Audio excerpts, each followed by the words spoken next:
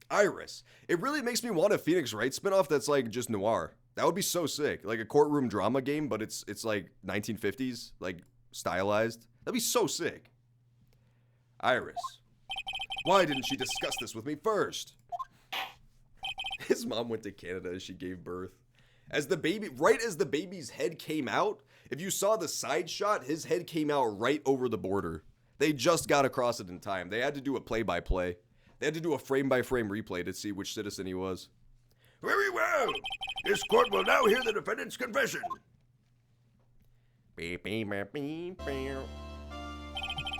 Upon meeting a beautiful lady, always ask for her name and profession. That's one of my rules. What was her voice? My name is Iris. I am but a simple nun undergoing training at Hazakura Temple.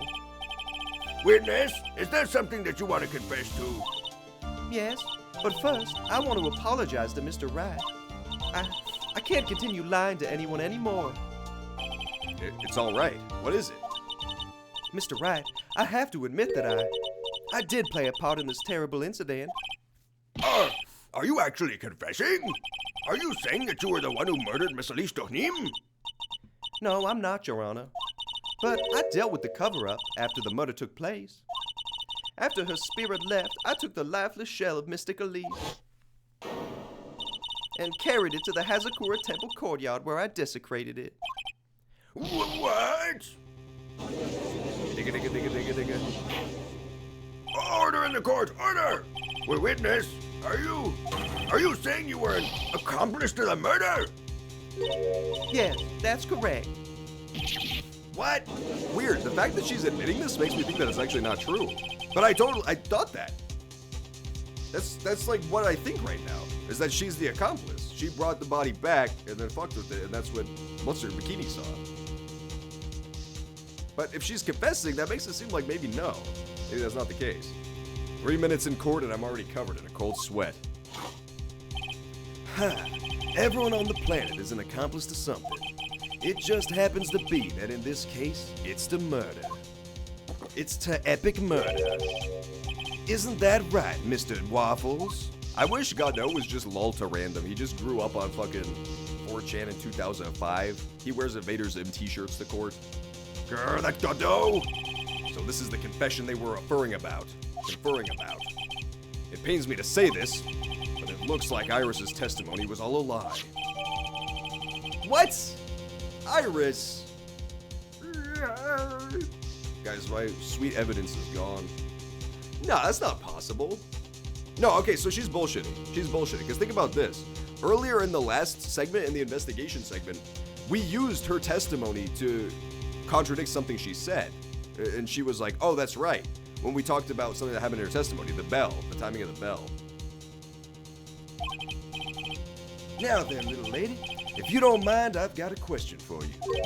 Whose crime were you trying to cover up by your actions? Iris was covering for someone? Now I'm definitely up the creek without a paddle or a life jacket.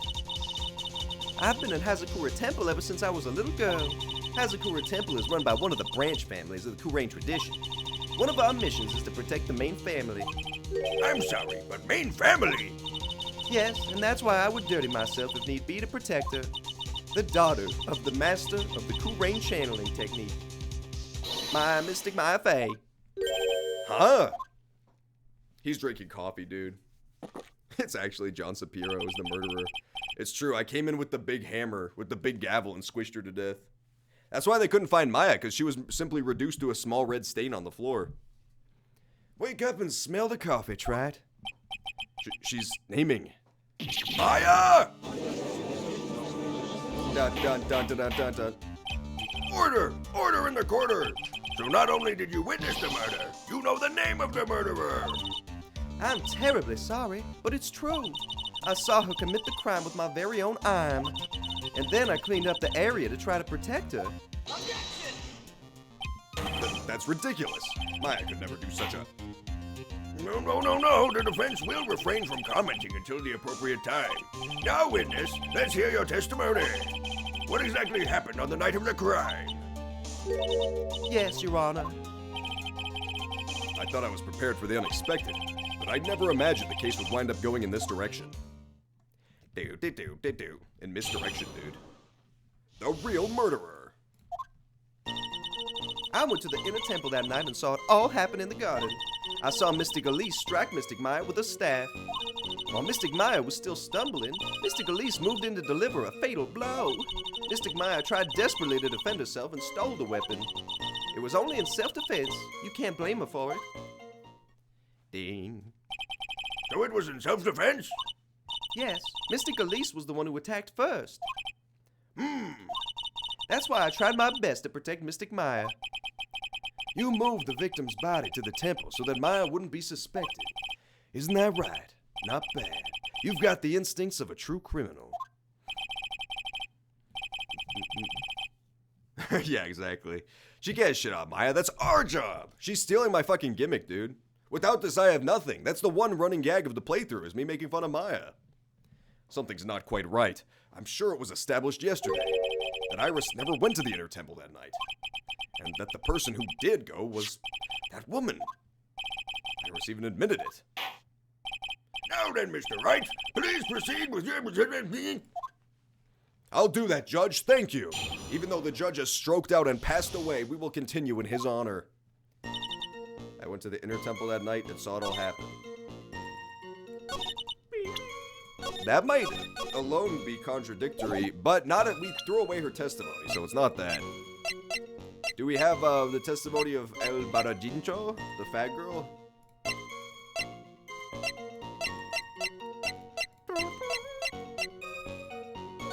No, we don't. I saw Mystic Elise strike Mystic Maya with her staff.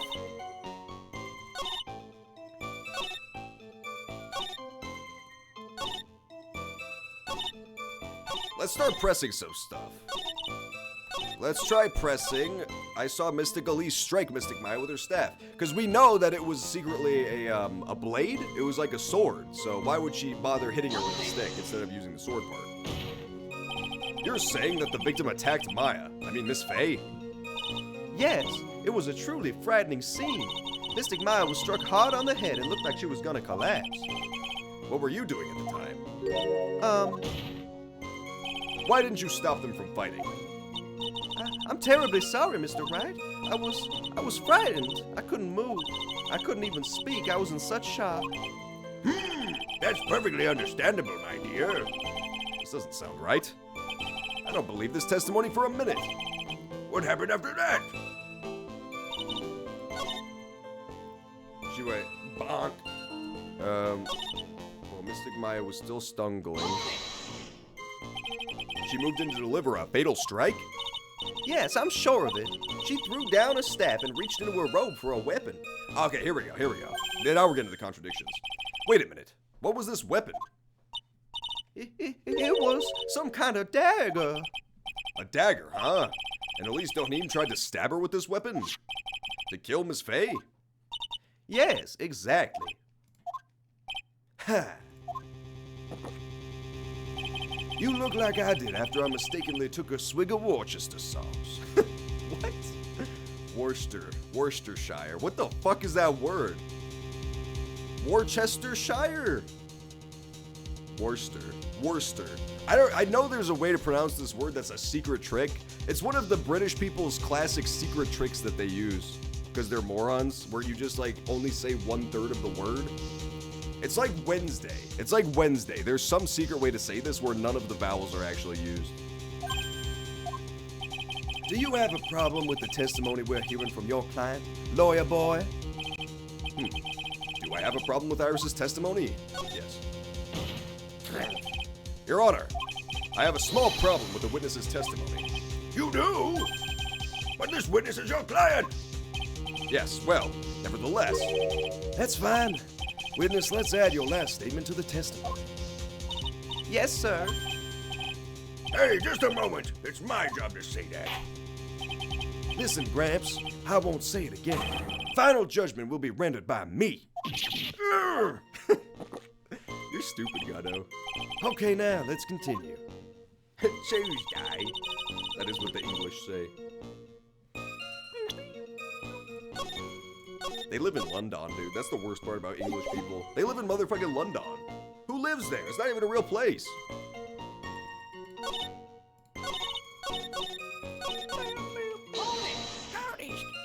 She threw her staff away. Mystic Elise was trying to kill Mystic Maya. I think that's why she wanted a more lethal weapon. It's true. It's not easy to inflict a deadly blow with a staff. I would know. I'm a wizard. Sister Iris, let me make sure I've got this straight. The victim herself chose to throw away her staff. Yes, that's what I saw. Is there anything odd about that, Mr. Wright? Yeah, that's all right. Mystic Elise attacked Mystic Maya with a dagger. I'm sure of this.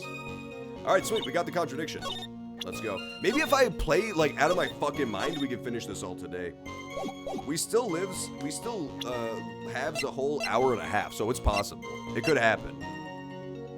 Sword staff. Who lives on Landon? Exactly, dude. How are they even landing there? They got gray skies and fog, Looking like damn Silent Hill every day. Sister Iris, there's something strange about your version of events. Huh? Miss Donim throwing her staff away makes no sense at all to me. But all you can do with a staff is hit someone. Naturally, you wouldn't know this, Sister Iris, but the victim's staff had a special feature about it. As you can see, it's a sword. Oh! Speed run. I'm speed running, dude. I'm speed running. I'm trying. If Elise Donim had really wanted to kill Maya Fey, she wouldn't have needed to use a separate dagger. Not when she already had a beautiful blade in her hands already. Well, Sister Iris, what do you have to say? Objection! Objection! God, I love that fucking voice he does. It sounds so stupid. That was an impressive bit of investigating, Track. I never would have thought there was a sword hidden in that staff.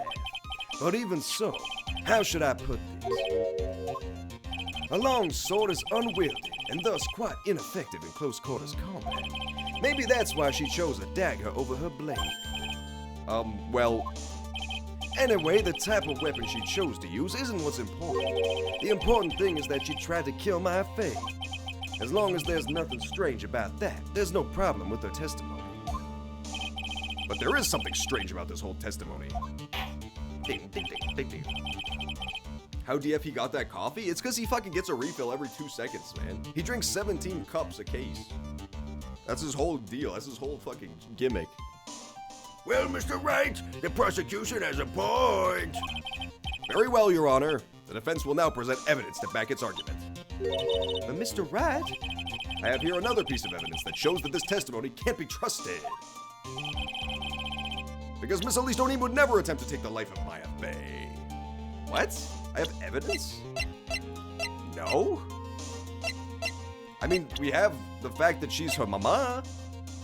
Maybe that's what it's looking for? That's like really stupid though. That's not actually an argument that would hold up in court. Listen, Your Honor, it's a well-known fact that no one has ever committed a murder of a family member. It's not done. That would be loco. Elise Donim would never have attacked Maya Fey. how can you be so sure? Because the victim's real name was not Elise Donim. Her real name was Misty Fey. I like how he just straightened up. He was like really intense and then he just went back to his neutral position. There was something about that was super goofy. Fey? No, not Mystic Misty Fey. Who is this Misty Fey? Is she related to? Misty Fey is the master of the Kurain channeling technique. She is also the mother of Maya Fey. Are you serious?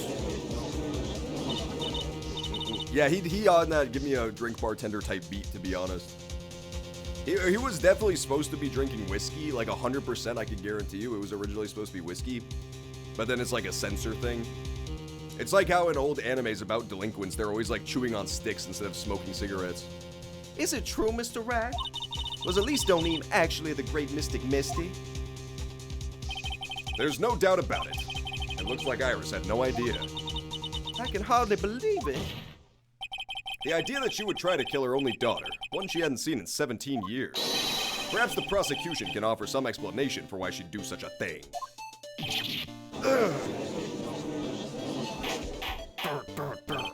Order in the court.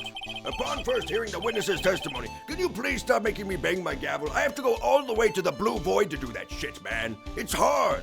It seemed natural enough. However, in light of some facts that have just been presented, one, that the victim supposedly threw away a sword during a fight, and two, that the two people battling to the death were mother and daughter, despite the facts being unbelievable when taken on their own. No, when taken together, the entire story seems difficult to believe, really. It just seems like bullshit, to be honest. I like how this is the thing, the straw that breaks the camel's back, when this whole thing is related to another case where straight up it was proved in court and convicted that the aunt was trying to get her fucking cousin killed. Or her niece, whatever you call it. Like, what? This is the same family. We've proven that they have, like, a little bit of family strife. Listen, there's nothing in this world that is impossible, except for one little thing. Yes? What is this one little thing? Ha! You still don't get it.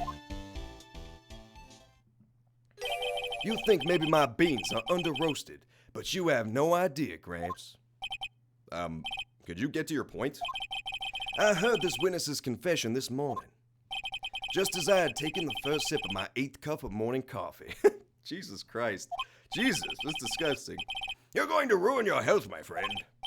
Anyway, after hearing this woman's confession, I had a detective who loves to investigate sent to the scene of the crime. And he discovered this little beauty. Is that the dagger the witness testified to seeing? Obviously, Your Honor, but do you not notice something else? Now that you mention it, if you look closely, there appears to be blood on it. Where did you find that? I didn't see that when I investigated the crime scene. Did you investigate the pine tree at the crime scene? Huh, the pine tree. This dagger was stuck in the backside of the pine tree. When the last blow was struck, ending the violent battle between the two women, this little baby was thrown in the direction of the back of the pine tree. Which means the blood on the dagger belongs to the victim, correct? Ha! Were you even listening, old man? I first heard this confession this morning, just as I had taken the first sip of my 13th cup of morning coffee. Didn't you say it was your 8th? I didn't have enough time to get the blood analyzed on such short notice. In any case, the court will accept the dagger as evidence. Furthermore, I order that a blood test be performed on it immediately. This is my sweetheart. Make sure you treat her right. Bailiff, give this piece of evidence to the crime lab. Motherfucker! I'm saving.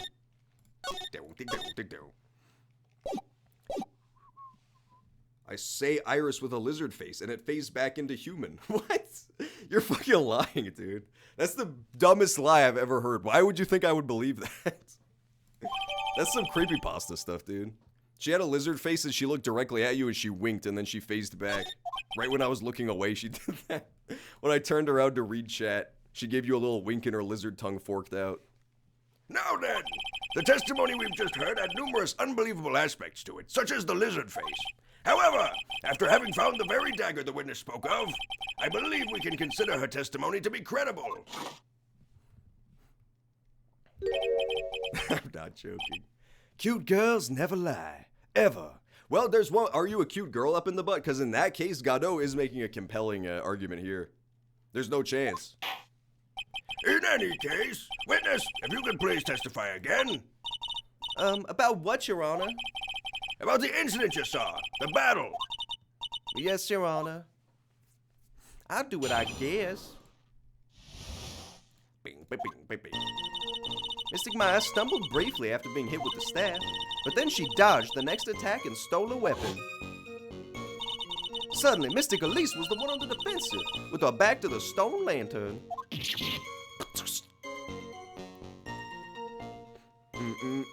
I think I already have this one unlocked.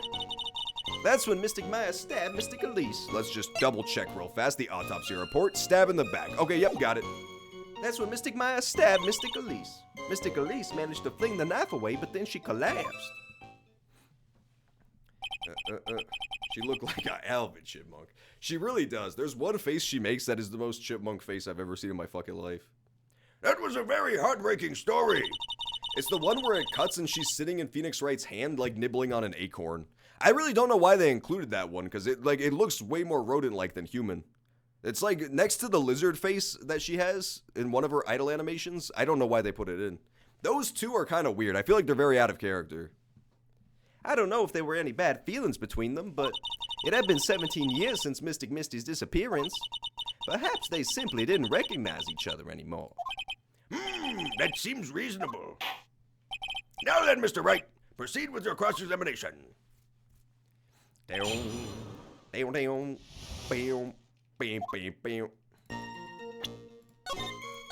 I'm saving anyway because I don't want to lose points on this if I'm wrong.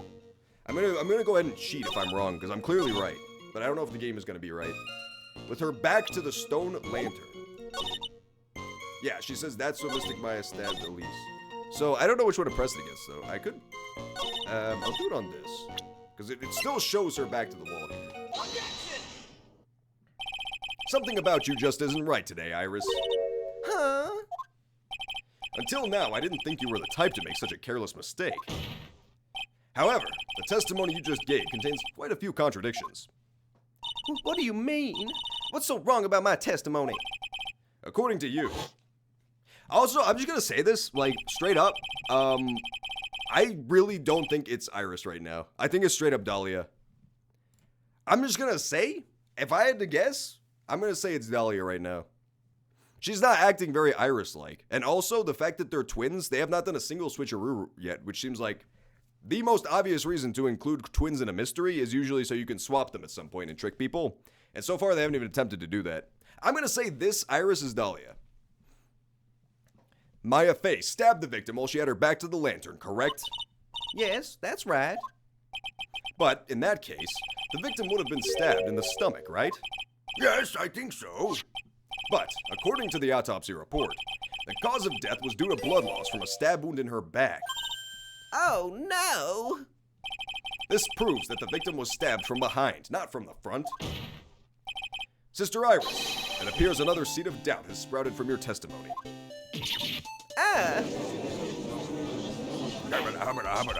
What? What is the meaning of this, Mr. Wright? Ha! It's simple. People are like books. We've all got a front and a back. You get my drift? Is that all you have to say? I can also say that darkness loves to play with the human mind. Could you please knock it off with the cheesy proverbs and illogical metaphors already? The point is, too much of this testimony just doesn't make sense. Throwing away a useful stat, the people fighting between father and mother, mother and daughter, and now she falsely claims the victim was stabbed in the stomach. There certainly are some inconsistencies. Well, Iris, how about it? Well, it's just... If you ask me, you're just being too naive about the whole thing. It's Gumshoe. No, it's not. I don't even believe you. That would be so evil, dude. Wait, he was singing Bob Marley, dude. He was singing reggae. He's clearly gone down a dark path.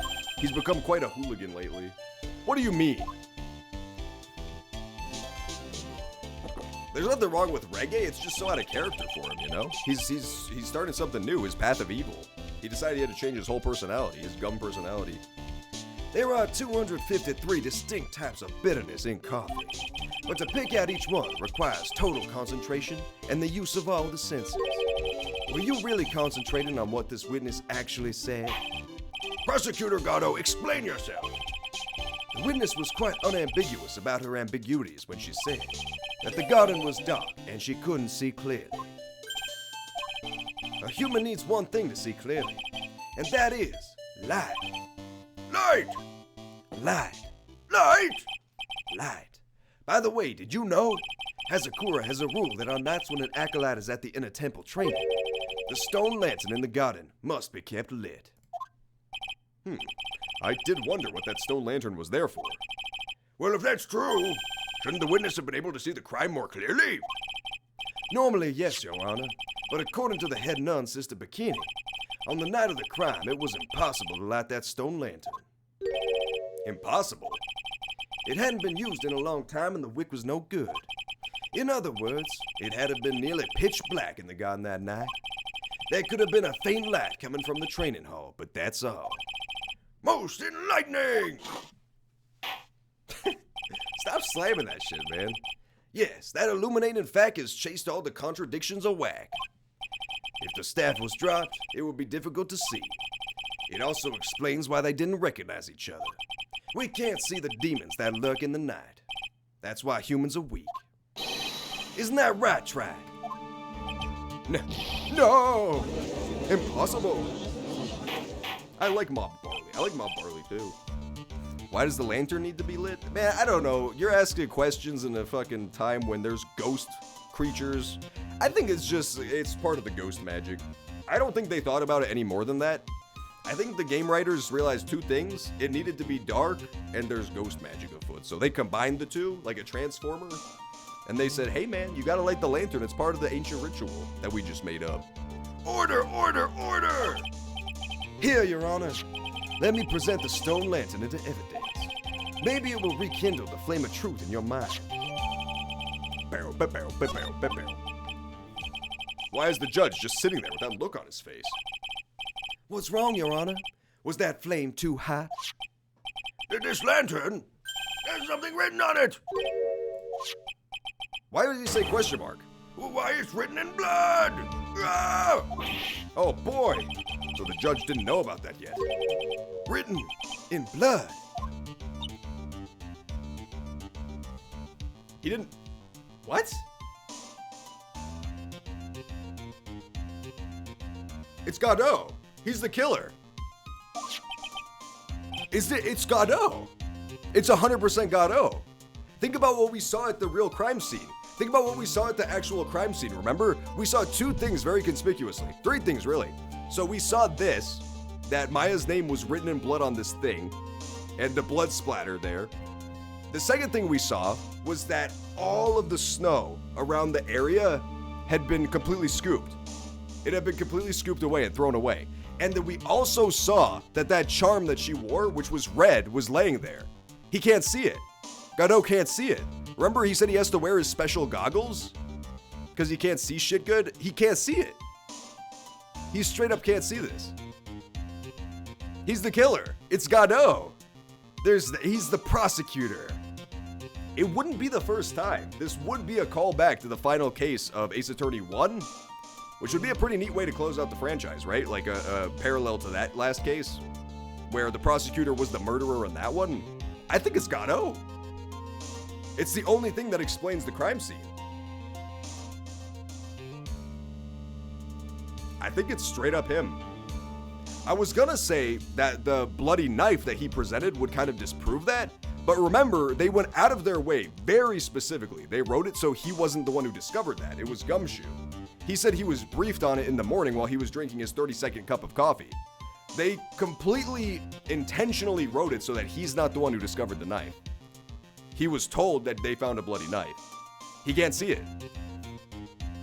It says Maya upside down. What the? Yeah, he can't see it. He's the killer. He's the killer. He totally can't see it. Oh yes, that's right. After being cornered and then stabbed by Mystic Maya, Mystic Elise didn't fall down right away. She must have been riding on that stone lantern behind her. But this disproves what you said earlier, though. Again, this still doesn't make sense. If she had her back to the thing, how did she get stabbed in the back? She would have to be facing backwards to have written it upside down like that. With the blood that was draining out of her body. If she was facing towards it, she would have just written it normally. This is super weird. But Godot's the killer, like guaranteed. It certainly looks that way. No, but the thing is, like, I don't know. Maybe he's another accomplice. Maybe he's like another accomplice. Because if he was the killer, then it explains that one thing about the crime scene being weird. But it doesn't explain, like, why he would be working like this, you know? Like, think about all the other shit we know about the killer, what they did. They killed, and then they sent the body back across the bridge to somebody else who took it on a snowmobile back to the thing. Like, who would Godot have been working with? We know who What's-Her-Face, the killer, would have been working with, the killer ghost. But, who would Godot have been working with? It certainly looks that way. Hang on just a minute. What are you all talking about? What do you mean? What do we all mean? We're talking about the message written in blood. Nonsense. This lantern, it's as clean as a whistle. Could it be? He can't see the bloody writing at all? Now that I think of it, he did say something to me yesterday. My eyesight is pretty messed up. Yeah, he said this at the beginning of this session. I remembered that. Even with these huge goggles on my head, I still can't see everything. So that's what he meant by that. In any case, this is obviously an important clue. We now know that the crime scene was dark, and that the victim scrawled his message on the stone lantern. Well, anything, brother? Mr. Godot? Okay then, let's move on. Godot is literally shaking. He's somehow quaking, and I don't think it's from caffeine overdose. I believe it has now been established that Miss Dohim was killed by Maya Fey. That's just wrong. Now it's time to turn our attention to you. Yes, sir. After the victim died, you did something, didn't you? Let's hear it. We're all ears. Except for you. You're all a fucking murderer, Godot. You're all a goddamn murderer. A goddamn murderer. After Mystic Elise died, I called out to Mystic Maya. I thought it was my duty to protect the future master of the Kurain tradition. So I removed the body from the inner temple by myself. I dragged it behind me all the way across Dusky Bridge. Then I used the snowmobile to carry it back to Hazakusa Temple and... Dude, this song kicks ass, dude. I still think Ace Attorney 1 had the best music, but this game's music is very good too. They all have very good presentation. I used the Shimanana Garmadara Cheeto to alter the way the wound looked. Oh, so you moved the body? Yes, I was raised at Hazakura Temple. I owe a great deal of thanks to the Fae clan. But even so, I never imagined that Elise Donim was actually Misty Fae. I've committed a terrible sin. As opposed to if she had just moved a random schmuck's body, in which case, you know, that's fine. A terrible trick of fate. I believe you're looking for Twist of Fate, Your Honor. This is... I gave her the judge's voice for a second. I intended to return to the inner temple after taking care of the body, but... You were spotted by the head nun, correct? Yes, and that's why I couldn't go back. Your story makes sense, I suppose. Mr. Wright, go ahead with your cross-examination. Yes, sir, Your Honor. Yes, sir. Meow, sir. Sister Iris's Coover Oop. After Mystic Elise died. After Mystic Elise died.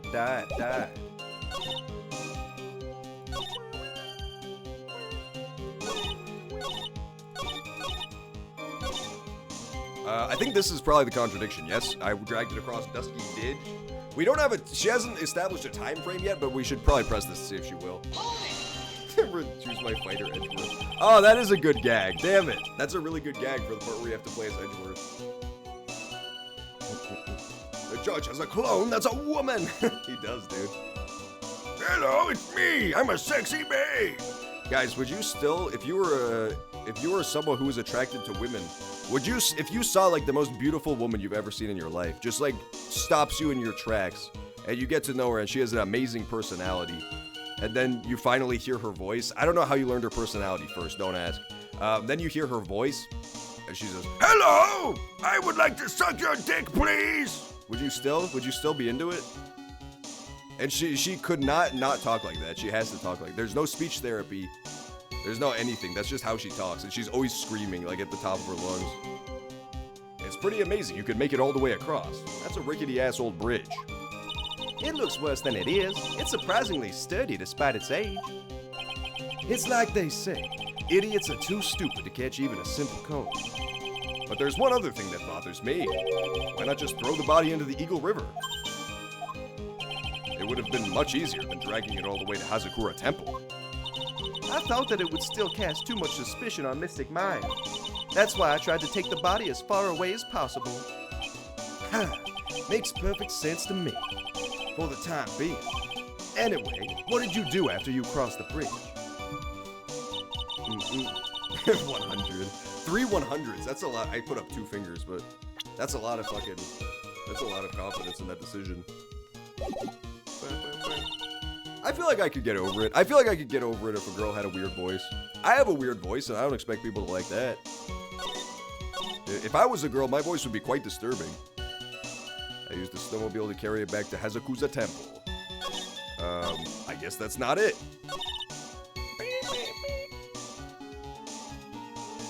Let's press this too, I guess. Why did you do that? Because I wanted to. I thought the best thing would be to remove the body from the crime scene. You moved her body all by yourself? Yes, I did. It would have been impossible if it wasn't for the snow. The snow, huh? We need to get a time frame.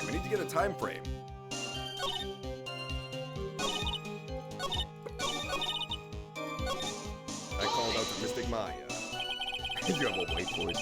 I do. I have a white devil's voice. A devilish white voice. So you waited until everything was over before making a move. No, it's not like that. She saw someone murdered right in front of her eyes. It's not surprising that she was a little timid. Yes, I suppose that's true. Sometimes when I'm watching lawyers argue back and forth with each other, I feel so helpless that I just sit quietly and wait for them to reach a conclusion. Isn't it your job as the judge to mediate the argument? That's like such a Japaneseism, but I don't know why. It makes me laugh. In the one context of this game, it works. Like when the whole Japanese style of comedy where it's like, guy says stupid thing, and then the joke is somehow somebody else responding to that. Like, that's not the correct thing to say. You're stupid. It's super weird. It's like not a thing here. It's not here. The punchline is always the dumb thing. You know what I'm saying? It's like the joke would have just ended when he says the dumb thing.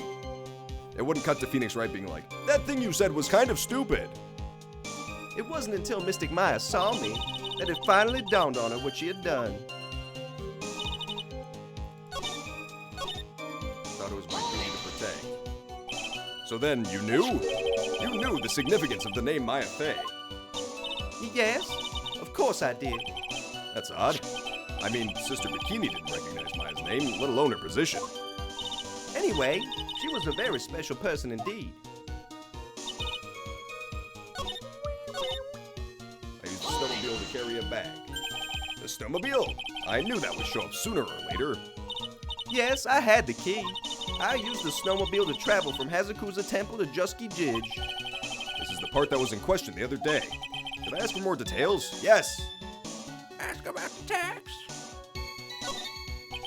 If you really did move her body by snowmobile, then there should be tracks left in the snow, right? Well, yes, naturally, you would expect tracks. This picture was presented at yesterday's trial. Are these the tracks from that ride? Yes, I think they are. But I can only see one set of tracks here. I don't see what's so strange about that. Snow was still falling when I left Hazakuza Temple. I see. Snow was still falling, huh? And then when the murder took place, it had already stopped. Aha! There you go. That's why they are such fresh-looking tracks. How about it, Mr. Wright? What do you think about this testimony? It's very fucking important. When the murder took place, the snow had already stopped. That doesn't make sense if you stack it up against the other evidence. Your Honor, I'd like the statement Iris just made added to the testimony. But does it have something to do with the case? All will be made clear if you allow her statement to be added to the record, idiots. This should be fun. You, let's get this snow business cleared up, shall we? Yes, sir. The snow had already stopped. Deacon's World. So, let us check out again. This weather data has come in fucking handy, huh? So the snow was until 10:50. And at 10:45, Dusky Bridge was on fire. She's stupid. She dragged a body across a burning bridge. Oh.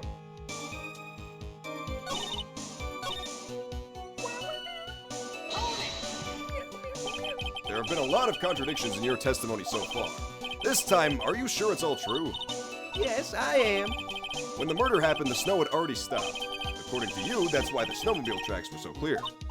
That's right. I'm certain of it. I think I've trapped her this time. I see how you think. Snow, huh? What's going on here? What's going on? What's going on? If the snow had really stopped by the time of the murder, it'd mean there's a bigger hole in her story than the movie The Grid Revelations. What? What? This had to have been a localization team member who just had a fucking bone to pick with this fucking movie. What the hell is The Grid Revelations? Is that a pun because a grid has holes in it, or is the movie bad? I don't know, because this makes no sense anymore. I don't think that's a real movie. Well then, Mr. Track, perhaps you'd like to share your theory with us. Let's see what's up your ass, or rather, at the end of your index finger. Same thing, really. I don't want to believe it, but I don't think my logic is failing me. Iris is trying to pin the murder on Maya. But why would she want to do that? There's only one reason I can think of.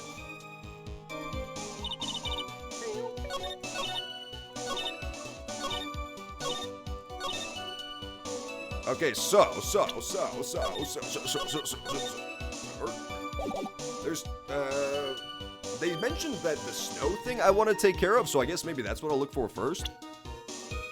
But, I don't actually know what they're talking about with that. My thing was the burning bridge. The bridge should have been struck by lightning and on fire by the time this goes down, according to her. Deacon. Ba ba bow.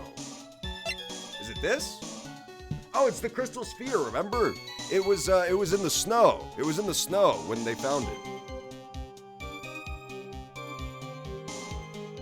So if she really dragged the body back when she claimed she did, there should have been no snow on top of it. Yeah. This also should have been covered in snow. Wait, no, she says, yeah, no, so it's just this. It's just this.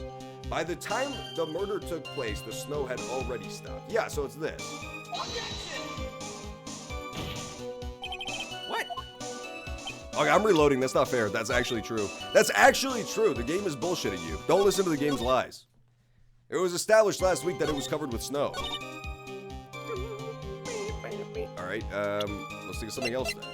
I'm just gonna try the weather data on the bridge statement because, I don't know, that seems like foolproof to me, that you're not gonna drag a body across a bridge that's on fucking fire.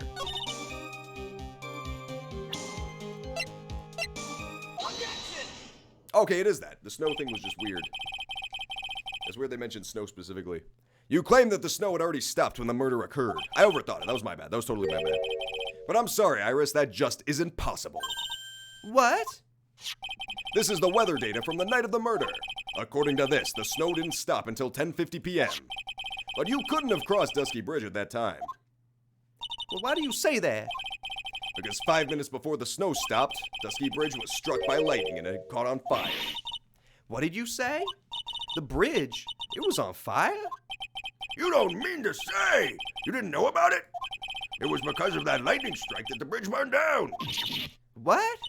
But it can't be. It looks like you still haven't figured it out, you stupid.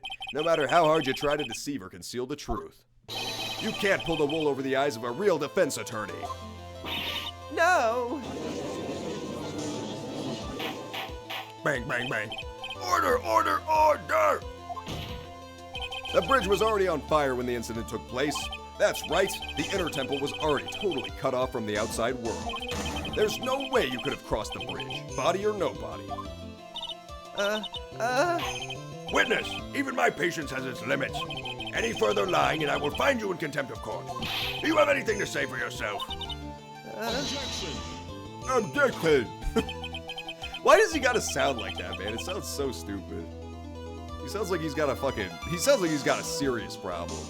He sounds like he's got a fucking deformity or two. He sounds like the motherfucking elephant man. The only truly person that is contemptible here, person that's you is. You? Gulp. Old man. Me? How dare you? Whether this witness lied or not doesn't mean squat right now. Squat? That is how it works in this game for some reason. The important thing right now is to find out the truth. Isn't that right?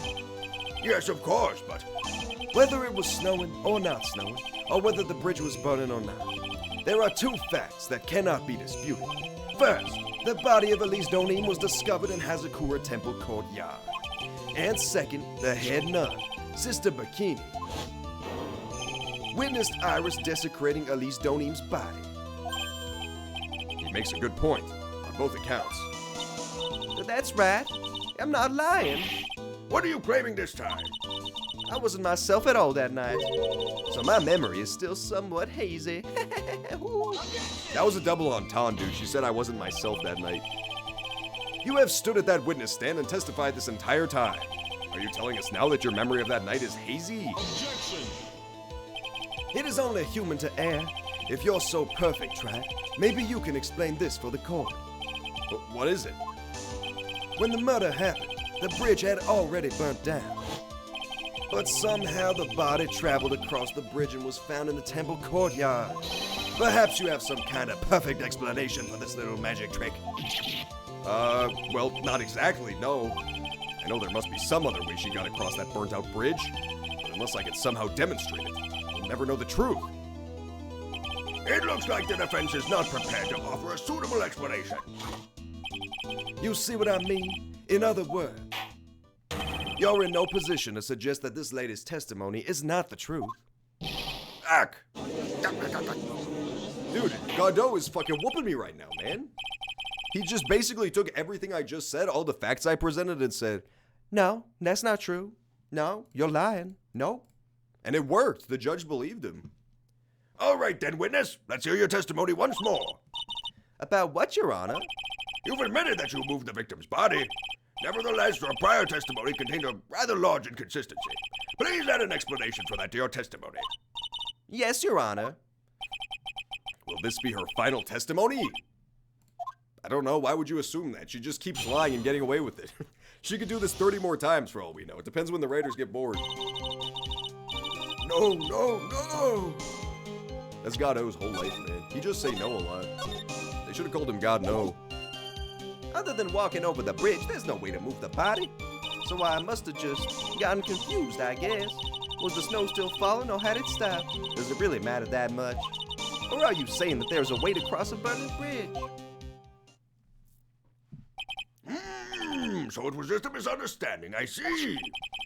This is a photo of Dusky Bridge after it burned down from the lightning blast. It was taken on the morning after the incident.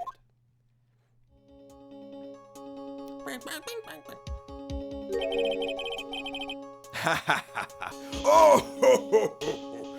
And there it is, my friends, the smoking gun. I think that might actually be the smoking gun. The smoking bridge, if you do understand. Check it out, this thing right here, the support, they claimed, so they said their justification was that it had burned off when the bridge burned. But it didn't, it's still hanging there perfectly. This, I'll show you with the mouse, this one right here. This is still hanging here perfectly. It's not falling off at all. The only part that's gone is the part that was tied to that mooring, which means it was removed intentionally, which means this actually is how the body was transported. I was wrong. I assumed that they jumped off the bridge or threw it off the bridge, and that's why Larry saw it flying, was because he saw a reflection from far away. But what it actually was is they somehow used the rope to get it across. Yeah, they had to have used this rope to get it across. It has certainly burned to a crisp. And one of the suspension wires even snapped. It's amazing the whole bridge didn't fall. Ding, ding, ding, ding, ding, ding, ding, ding. Clearly it would be impossible to carry across a bridge crotch creep. Unless I do something to discredit this testimony, it's gonna be deemed as the truth. And Maya will be accused of murder. Drat, I'm only gonna say it one more time. It is only human to err. And only humans can spot the errors of our ways. The more sense he makes, the less sense he makes. What? All right, Mr. Wright, please begin your final cross-examination. I guess they have decided this is her last chance. They're sick of all her monkey lies. She's like a little monkey squirrel. She has big ears like a monkey, but she has the head of a squirrel, to be guaranteed. Some sort of chipmunk, perhaps? Let's present How do I do this, though? How do I say this without coming off like a nematode? I'm sure I already have come across like a nematode to everybody who already knows the solution to this, but I want to at least try this. There's no way to move the body. I guess I would just show the sketch. The flying man sketch. Yeah, baby, the thing went away. A dead body flying over a burning bridge. I wouldn't exactly rule out the possibility. What? Ha! You're saying it's possible? Don't make me laugh. The only thing that's possible about your claim is that it's been pulled out of thin air. Ding, ding, ding. He's saying Wright is an alien. Phoenix Wright is an alien, dude. You think humans can have hair like that? That's from the high-speed intergalactic travel that he has to do to get here every day. I don't know about that. In any case, we have a witness who did see it happen. Preposterous! Yo, Godot started speaking in uwu chat. I hope Godot becomes a femboy by the end of this game. He comes in a miniskirt with like cat ear headphones, and he talks only in uwu chat. Just who is it? Who is this witness? I can't chicken out here. I've got to keep on the attack and go, go, go! Miss Elise Doneem's brilliant and highly gifted apprentice, Lori Doneem. Brilliant. Highly gifted apprentice? Remember what he said in his testimony. The night he was at the Mountain Shack, Heavenly Hall, and that's when he witnessed the event. I think you've all seen this sketch before. It's an exact drawing of what he witnessed that night. Are you serious? Today's not April Fool's Day, is it? Mr. Wright, are you seriously claiming that the victim flew through the air? And you're using this pathetic scribble to support your argument? Uh-oh. The judge looks like he's about to blow a gasket. Ha! Well, Trat, there's nowhere for you to hide. Did I get it wrong, really? Fuck. Well, I have no fucking clue then. There's nowhere for you to hide now. Other than looking like it was drawn by a 6-year-old, does this sketch... Oh, wait, no, it's not over. Does this sketch prove anything? Yes, I'm pretty sure it does. I'm gonna prove it. Listen, I know your tricks. You're trying to turn this whole thing upside down. Do you get it? Do you get it? That was also a foreshadowing of sorts. Godot's dropping me little hints. If you're so eager to turn this case upside down, why not start with this sketch? Upside down? Why did Godot say that? He's been doing that the whole game. He always drops little hints in his weird little metaphors that he uses. All right then, let's hear the defense's theory. I hate the defense. What exactly is this sketch trying to show? I don't think old Whiskerface is gonna forgive any more mistakes. All right, Phoenix, look carefully and think it over. The sketch drawn by Lorice Doneem is...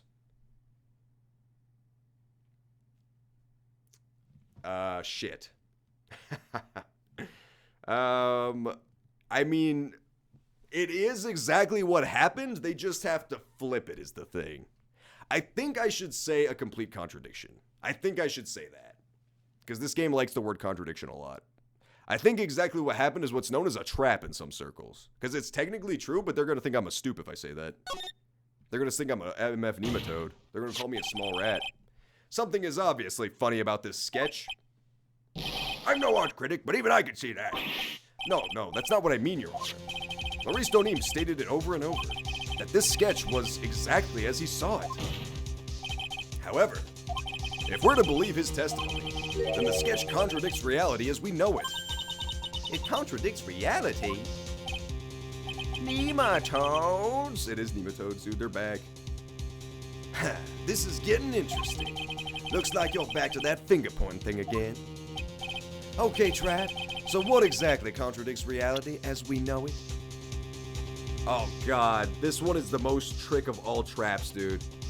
This one is an absolute trap. Yes, the flying woman contradicts reality, but that's not what they want to hear right now.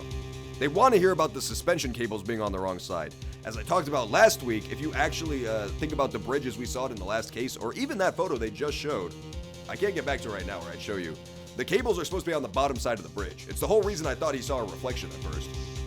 Take that! Take that! All right, I'll kill you. I was gonna say something way worse. It came from a dark place. So I switched it at the last second, really sneakily. It's this wire connected to the bridge. The wire? I love that show. Is that the thing that contradicts reality? It is indeed. Then show us the reality it supposedly conflicts with. Show us something that will point out how this sketch contradicts reality. Okay, sweet. Now I can show you guys. Musky Bridge photo. Alright, we're gonna show you the Musky Husky photo. As you can see, the suspension cables are supposed to be on the bottom of the bridge. You saw it in the last case, and you see it here. The suspension cables dip down like this and then connect. In Larry's photo, they're going up in the same pattern, which means he's seeing it reversed. I thought it was a reflection. It's actually because he was looking at it upside down because he's fucking unbelievably stupid. Take that! That's a photo of Dusky Bridge, correct? Yes. Now compare the sketch and the photo for a minute. In the sketch, the wires appear to be above the guard wires. But on the actual Dusky Bridge, Jumping Jehoshaphat! I love the judge so much. The wires are below the guard wires. What? Order, order, order! This sketch is somewhat different than what's depicted in the photo. However, isn't it likely that the artist just saw it wrong? Or perhaps he just drew it wrong. Either way, it sounds like you're just wrong. No, not this time, motherfuckers. With someone like Maurice, I admit that a mistake is a definite possibility.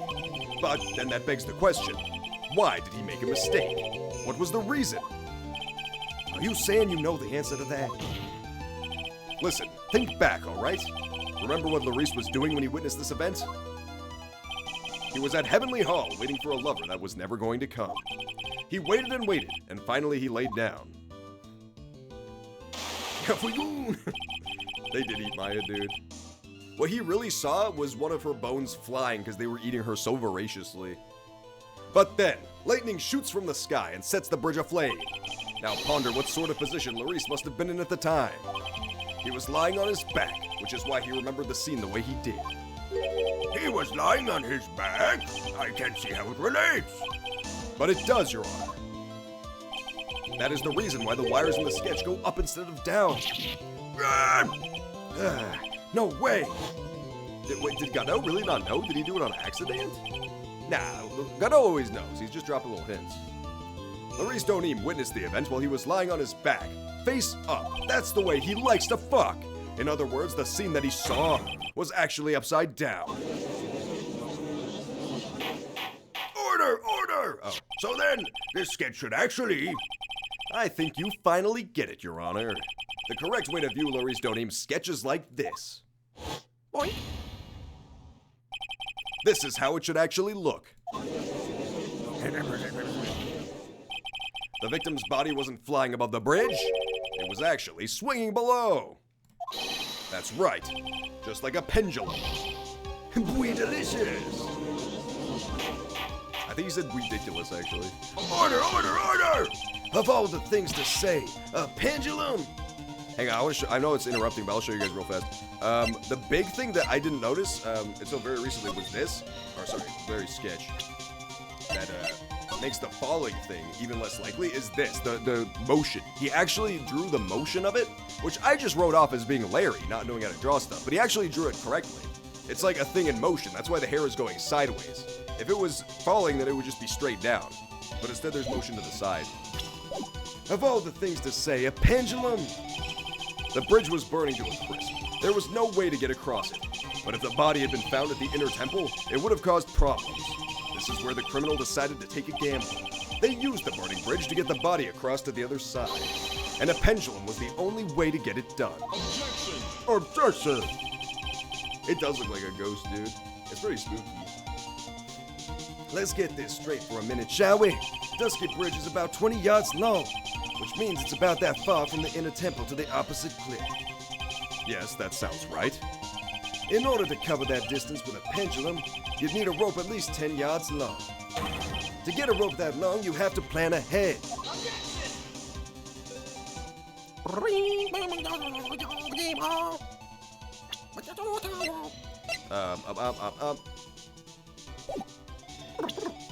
Let Let me look at this photo again. I think they're just getting at the idea that, what do you call it? Yeah, they're just getting to the idea that they didn't bring the rope. Yeah, but that's easy. The lightning strike that night can only have been accidental, so it doesn't make sense that the culprit would have prepared the rope beforehand. So then, they didn't have to get the rope ready. The rope was already right in front of them. What?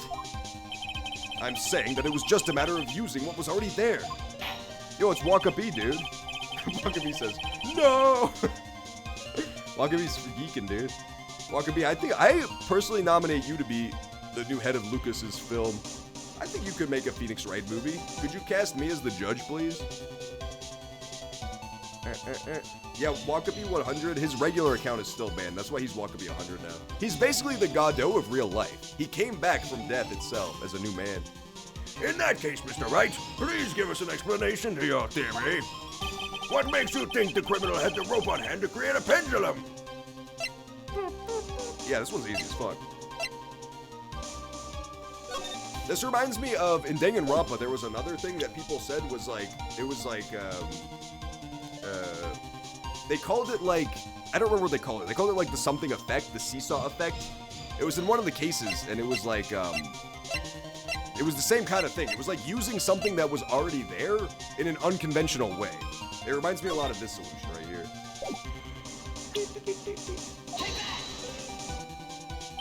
And the meaning of this is?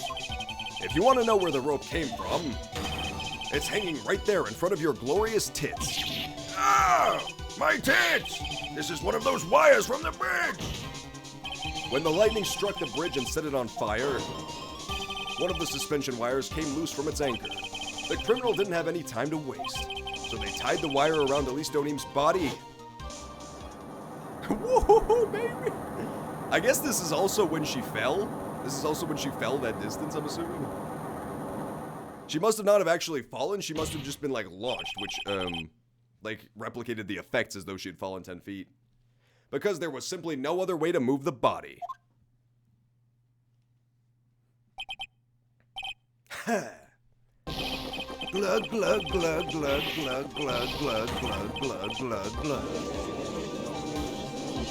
The judge has nice tits, it is true. What, you wouldn't even cast me as the motherfucking judge, Wakabi? Who would you cast me as then in the Phoenix Wright movie? Mr. Godot! It seems that Mr. Godot is more focused on his coffee than answering my question. It seems the odds of a rope being readily available were very high. So I suppose it is not an impossibility after all. Objection! Possible or impossible? That's not the question we need to ask. There's only one question. Did that really happen? Try. I wonder if you can prove what happened to her. Do you have any evidence that the body was swung over like a pendulum? Not really, no. I'll try this. That the body fell.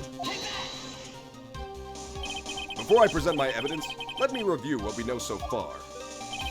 According to this photo, one of the wires snapped. Looking at the map, we can see it's the one that was in front of the inner temple. So then, that was the spot where the criminal? Yes, precisely. Now let us consider the body's movement by looking at the overhead map again. Yeah, I'm assuming here, I didn't mention it, but I'm assuming here the orb would also work, the purple orb, because the purple orb we found roundabouts where she should have landed, given what we know. If the body was pushed from this point here, it would drop on the opposite bank at approximately this point. Did you say drop? Well, they must have failed to catch the body on the other bank. What? What makes you think something like that happened? Because I have evidence that suggests her body dropped some distance. What kind of evidence? Take a look at this. Autopsy reports. It says here that her body fell about 10 feet after her death. 10 feet, huh? That's most likely the height difference between the two sides. The body overswung due to the forward momentum, but then came loose and fell about 10 feet. And then, as a result of the landing impact, this crystal sphere was knocked loose. Yeah, I would have totally taken the sphere as well. That's... Yes, this blood-stained amethyst crystal. It's the one that came off Miss Elise Donim's staff. And even more important is the place where this crystal sphere was found. Indeed. I believe it's already marked on this overhead map. Yeah, see, it landed like right there. It's like the perfect spot. The crystal was found Precisely, Your Honor.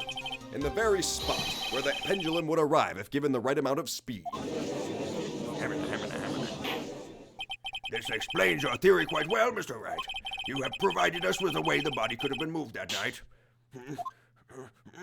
An impressive deduction, Mr. Wright. Most impressive. Mr. Wright? God, that threw coffee at his head. I thought this cold coffee might help cool you down. Well, what is the meaning of this, Mr. Gatto? Okay, you could also do the purple orb, gotcha. Yeah, that makes total sense. Get pooped on. That was my special diarrhea blend. That was a dark and bitter. That's disgusting. I'm really sorry for saying that. That was a dark and bitter guess you made, Trad. But you forgot about one thing. Oh, and what would that be? It does actually explain how he constantly fills up his coffee mug, though, in the middle of court. He just drinks it down and then he prepares it on the other end, and then all of a sudden it's back to full. The aroma. Huh? It would also explain the aroma, too. He's got a point. That's why you always smell it. A coffee's most reliable accomplice is its deep and profound aroma. The rest of the court doesn't speak Coffinese. Can you elaborate a bit more? If the criminal had sent the body to the other side like you say, Then, when I saw it came out, it made me laugh because of the new deduction. then naturally there must have been an accomplice lying in wait to catch it. This part, he's actually right. This makes no sense. I was just thinking about this. If the lightning strike was just purely accidental, as they say, and this was a spur-of-the-moment solution, swinging the body across, why would Iris know to be there to catch it and bring it back? Like, why would she know that? You'd think the original plan would be, you could explain away her being there still, obviously. It's like, okay, she has the snowmobile, they're gonna ride back together. Or she's gonna pass it off to Iris is gonna ride back, and she'll go back. But, why would she be knowing that it's gonna swing across, unless it was planned? Naturally there must have been an accomplice lying in wait to catch it. In a comedy? The criminal wasn't able to cross Dusky Bridge. So, who collected the body? Oh, that's what you're asking? That's easy. Oh, thanks, Gatto. I had no answer for the other one. I think the other one might straight up be a plot hole, to be totally honest. What do you have to say about that, Trad? Mr. Gatto is correct. This can't be the work of a single person. Well, Mr. Wright, you know what you must do. Yes, Your Honor. The body couldn't have made it to Hazakura Temple without an accomplice. Very well then. If you please, Mr. Wright, who was the person that received the body on the Hazakura Temple side? So it's definitely Iris, but she's my client, so I shouldn't incriminate her. But this is Ace Attorney, and we've already established a million times that there is no legal ethics here, and you're just supposed to do find the real criminal, so... I'm gonna say throw my own client under the bus, even though it's hyper unethical. Fuck it. That was the moral dilemma in, like, the first game, I believe I came up against this, or the second game, but... we've crossed that bridge long ago. It can only be you, Sister Iris. Huh? Oh, but I don't see why you're so surprised. The only way to transport the body from Dusky Bridge is by snowmobile. But with her bad back, Sister Bikini could never pick up a body like that. You're the only one that could have managed it. Objection! Oh, I see. You use both evidence pieces at once. Yeah, it is usually how it goes. It's true. It usually just accepts either or. It's very nice. I like that. Trad, were you even listening to the witness's testimony? On the night of the crime, this little cutie pie was on cleanup duty in the inner temple garden after their mother-daughter bloodbath. I haven't forgotten, but have you, Mr. Gatto? This witness was also seen at Hazakura Temple, desecrating the corpse of the victim.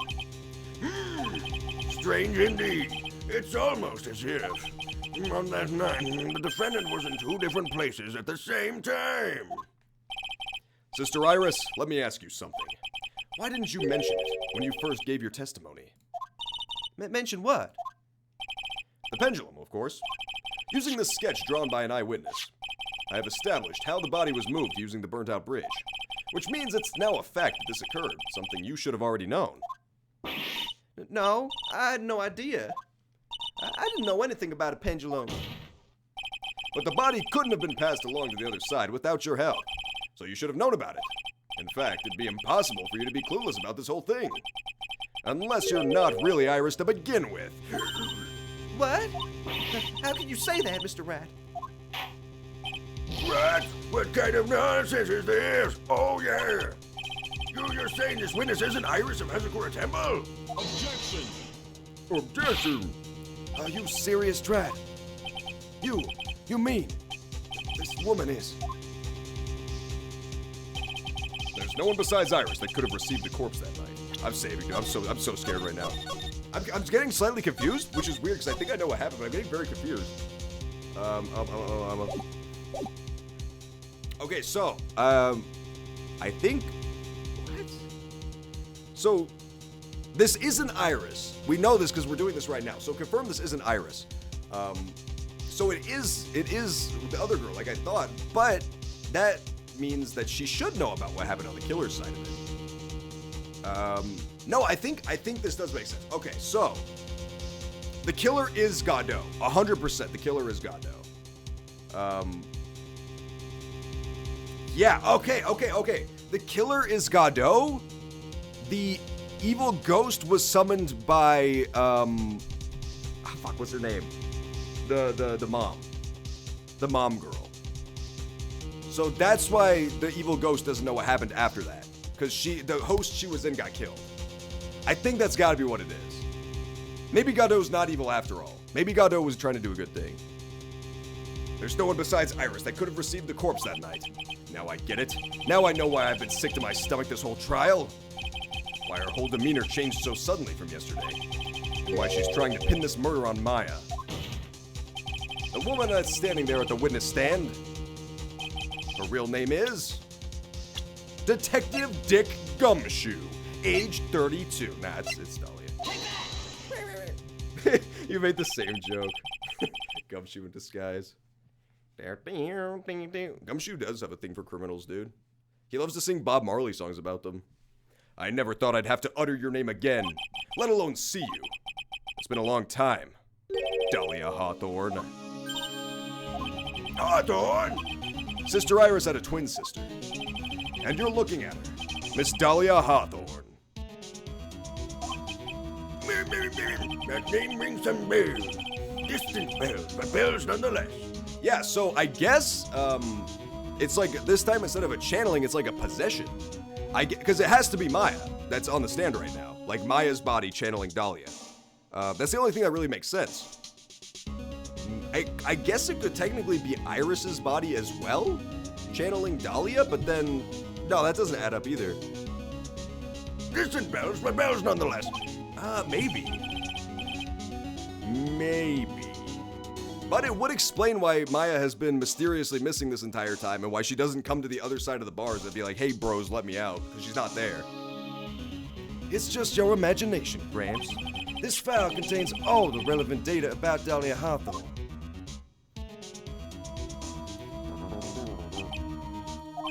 Oh, yes, I remember now.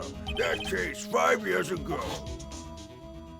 My name is Dahlia Hawthorne. I really thought the judge was going to still be talking for some reason.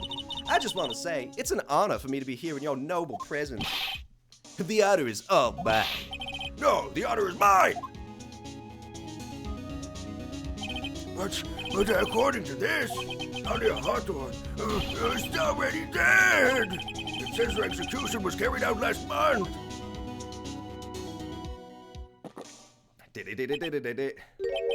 Yeah, I guess it could be Pearl as well?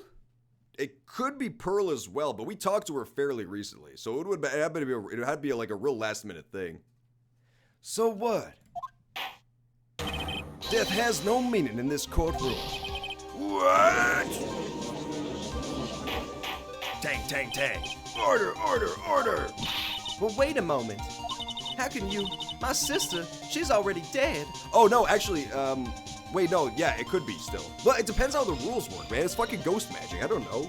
But yeah, I'm assuming that this is not like a channeling, this is a possession, so if Pearl did go back to the Inner Temple for whatever reason, maybe to go visit Maya, maybe she got possessed then, but if it still has to be a conscious act, like a conscious channeling, then it can't be her.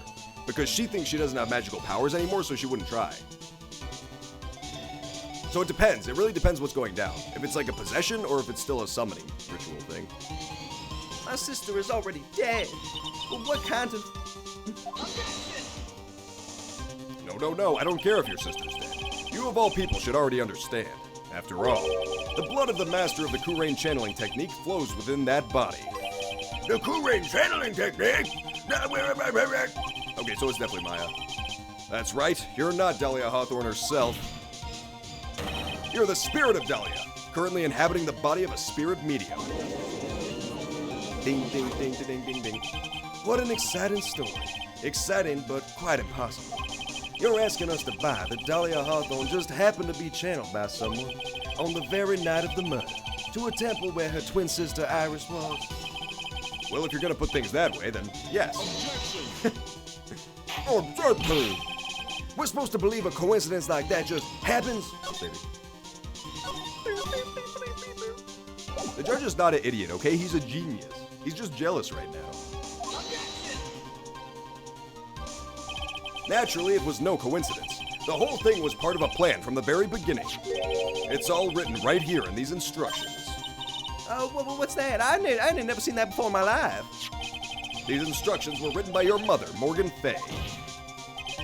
Part of the plan called for Dahlia Hawthorne to be channeled. That night, there were 2 irises at Hazakura Temple.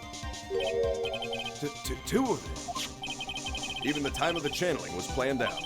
As soon as you hear the lights out bell, in other words, 10 p.m. However, Iris was seen before dinner time. That means the Iris that was at dinner was the real one. And the Iris who gave me this hood in the main hall was also the real Iris. Meaning that the Iris sister Bikini-san. Oh yeah! Oh my god, the hood! It is a possession thing. It is a possession thing instead of a channeling thing this time. Remember this whole thing about this specific channeling dojo we went to? Was that the hood is there to protect you from evil spirits. You're supposed to wear it because otherwise evil spirits can get in your brain. Oh, that's so smart. It's like a hint all the way very at the beginning. Like right at the very, very beginning. Meaning that the Iris Sister Bikini saw at the inner temple was someone else dressed as her. Namely, one Dahlia Hawthorne. Objection! Do you even know what you're saying, Tri? This whole channeling the spirit of Dahlia Hawthorne business? Yes, it's true that you found plans that talk about it. However, there's one thing that's perfectly clear. The witness currently standing in the stand is the real Iris stand. What? Objection! The femboy. Oh my god. Oh, in Genshin Impact? Yeah, there's a couple of those in Genshin Impact. Some would argue all the male characters in Genshin Impact. Calm down and remember what you know about the night of the crime. After meeting Sister Bikini, the Dahlia Hawthorne that had been channeled would have been stranded at the inner temple due to the lightning strike.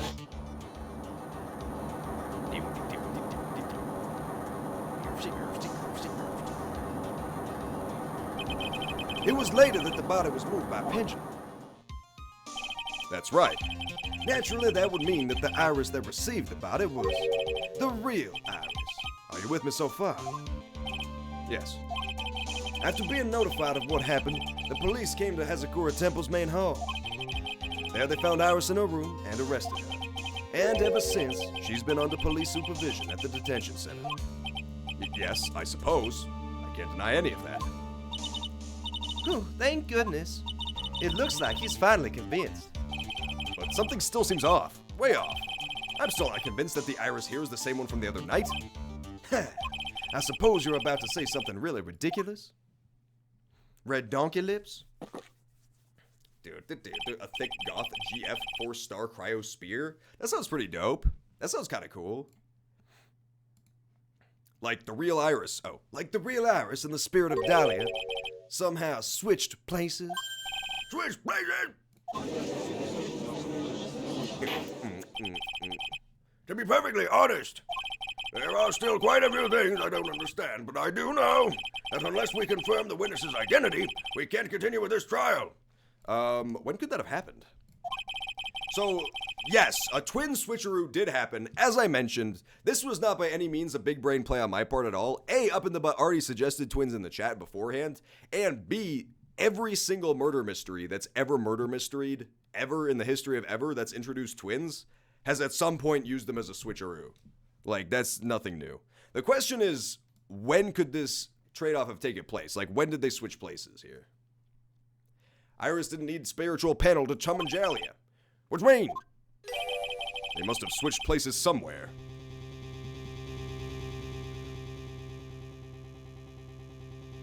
But when? We saw her and she was in front of the 5 locks. We saw her there at the inner temple. Edgeworth.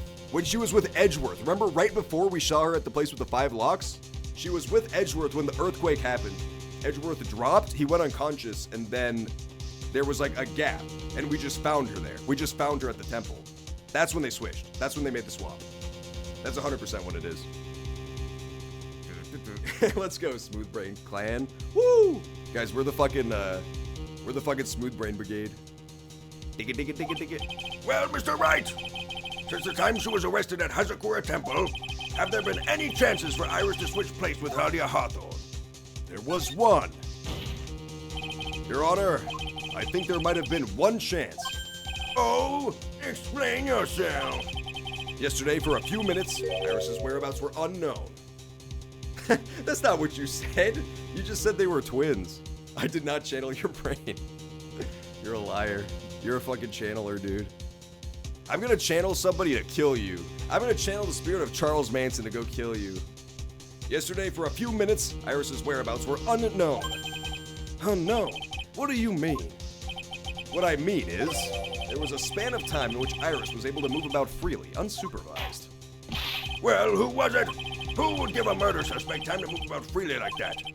I'm sorry. I know you didn't mean to. It wasn't your fault. I'm going to throw my best friend under the bus. Dig it, dig it, dig it, dig it. There he goes. Sorry, Edgeworth.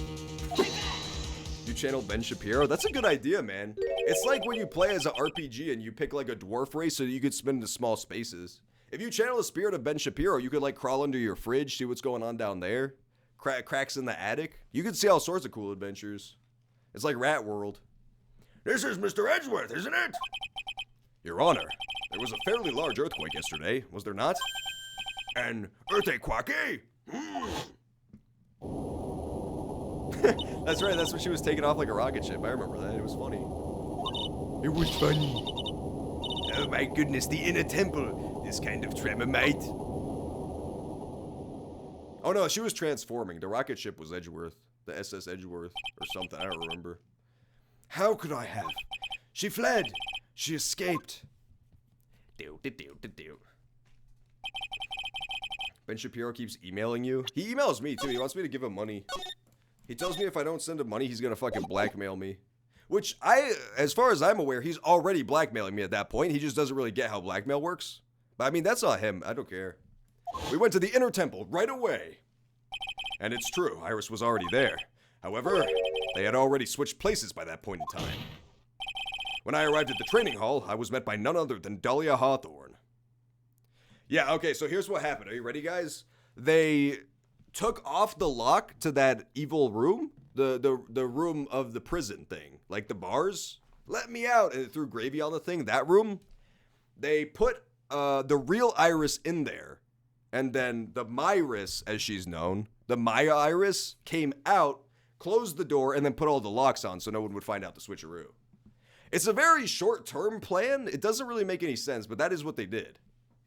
When I arrived at the training hall, I was met by none other than Dahlia Hawthorne. Because you think the whole ploy falls apart when people open the door and find the real Iris in there. But maybe they didn't do that. Maybe Iris, like the real one, just somehow escaped. No, there's no other way off the thing. They specifically said that. There's no other way out of that inner temple.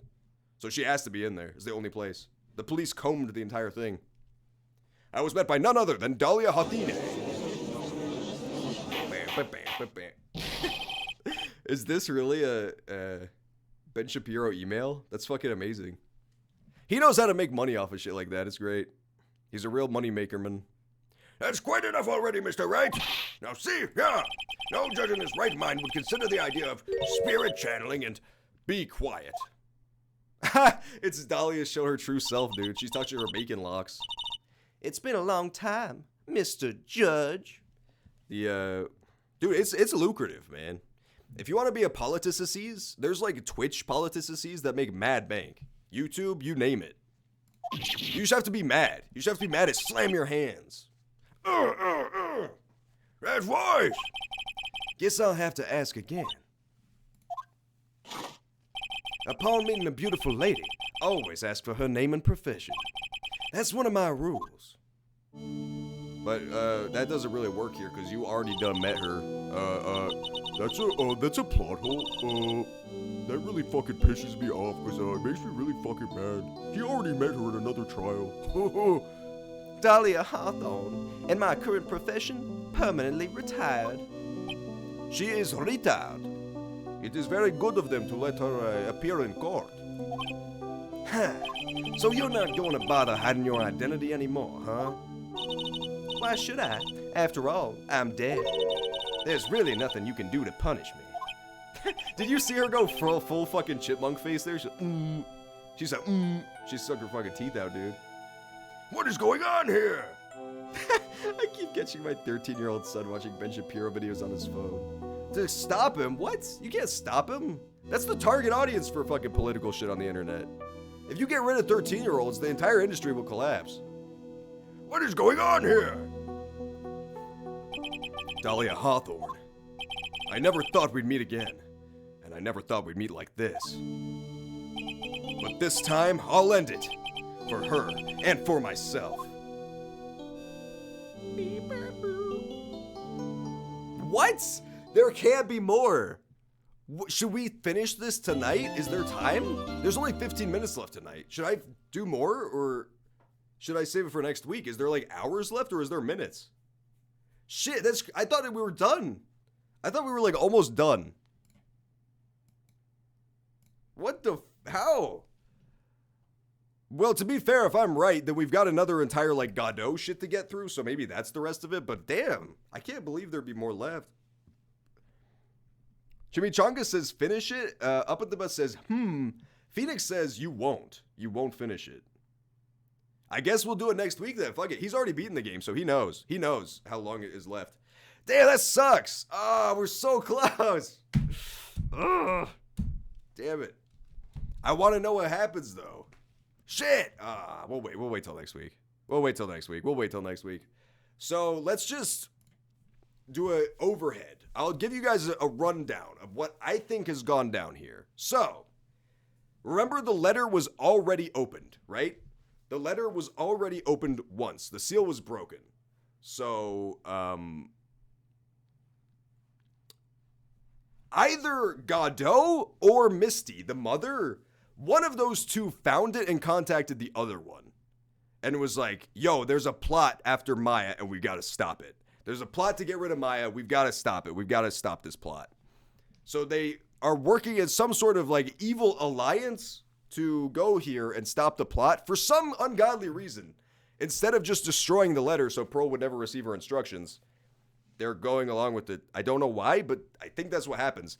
And then from there, everything proceeds as normally. The mom shows up disguised in this fake alias of Elise Donim. She brings the sword with her, the sword staff, and she's there to go kick butt and protect Maya, right?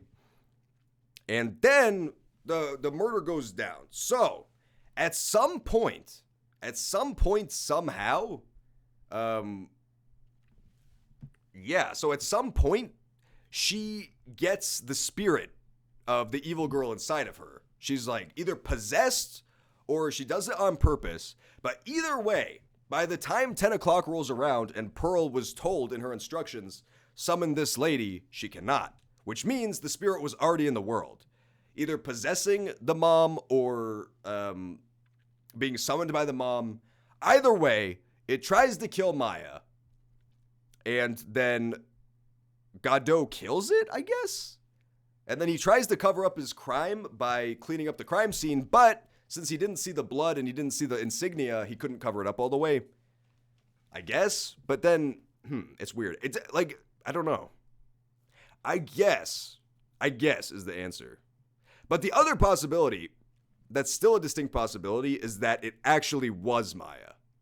Like, straight up, the plan, like, their good guy plan involved Maya instead summoning the evil spirit. And that this is less likely, I think, because it's more goofballs, but Maya summons the spirit instead because her mother convinces her. And then, so the evil spirit thinks that it's Maya because it's dark, kills the lady, and then the rest of it plays out the same, but with that one difference, is that Maya actually is the killer, which is why Godot then went back and tried to scrub the crime scene, was the cover for Maya. So, one of those two possibilities, I think, is it. I think it's the first one, though. I think Godot is the killer, straight up. I really do. Because otherwise, I feel like it's kind of a waste to have the whole thing where he fucks up the crime scene by not doing everything. That seems pointless unless it was a hint that it's really him the whole time. So, I don't know, man. It's gonna be really fucking tricky. It's gonna be real confusing one way or another. I guess we'll see. I guess we'll find out. Maybe it was Phoenix Wright. Oh my god, dude. He fell off the cliff and went to the hospital. He didn't go to the hospital right away. He was possessed. He climbed back up the mountaintop. It was definitely him. It was definitely Phoenix Wright. Phoenix Wright. No, we're not starting. I'll give you guys one sneak peek real fast of what happens next. Now then, let's continue where we left off, shall we? No! We're not continuing where we left off. I guess I'll just call the stream early tonight. There's only 10 minutes left anyway, so it's not incredibly early, but yeah. I guess I'll just call it here, because there's no real point in starting another game when it's going to take that long to start it up anyway. But yeah, I guess we will finish this, unfortunately, next week, next Wednesday, 4 to 9 p.m. Central. We will see the stunning, thrilling conclusion to Ace Attorney Dilemma. The final case, the last case in the entire trilogy. After this, you will not see any more Phoenix Wright from me. Unless I somehow get a hold of the rest of the games that are still not localized correctly, but yeah, because we just, this is the last one. I have the trilogy. Sausage Toes very kindly sent me the trilogy on Steam to play, and we've gotten through just about all of them. This is the final one we have access to, so sorry, Phoenix Wright, but we're done with you now. Why am I fucking fired, Walkup-y? What did I do this time? I felt like this was a good stream. It was entertaining. I was good at the game. That's rare for me. It's very rare I find a game where I'm good at because I'm fucking horrible at playing video games. This one just being clicking and thinking is like, that's my speed. So I've been doing pretty good. I gotta say I've been doing pretty dang well. Stark checks sucks. Na boo boo. What is Stark's checks? Bow, bow, bow, bow, bow, bow, bow. But yeah, I'm fucking really hyped to see what the truth is of this case. I feel like at this point, there's still a very distinct chance that more twists are added. Because the Godot thing, while I do think it's important, because otherwise they wouldn't have said it, it was really, like, out of left field. It came out of absolutely nowhere. It might have been hinted out throughout the game and I just didn't notice, but I don't think that shit was ever brought up until that one conversation where he's like, yo, by the way, I can't see shit. So maybe there's even more twists in store, I don't know. Hopefully, I don't want Godot to go to jail, he's a good guy. He's a god guy. Well, let's be fair. If he truly is the killer, then he's not really a good guy because he's trying to throw an innocent person under the bus so he can get away with the murder. So not amazing, not an amazing guy, but still an okay guy. He's all right. He's not bad. But yeah, we'll see. Star Checks is the show with the man with the pointed ears, and he looks like Ben Sharkman. Star Checks? What? Dude, you're so dumb. It's called Fart Trek, dude. Everybody knows that. Oh my god. That's embarrassing for you, honestly. The nerds are going to come after you for that one. The nerds are absolutely going to come after you for that one. That's just embarrassing, not knowing that much nerd culture. Happy Marten Day. You know what, Walkup-y, you're banned. Walkup-y 100, come back as Marten 100. It sounds like Martin.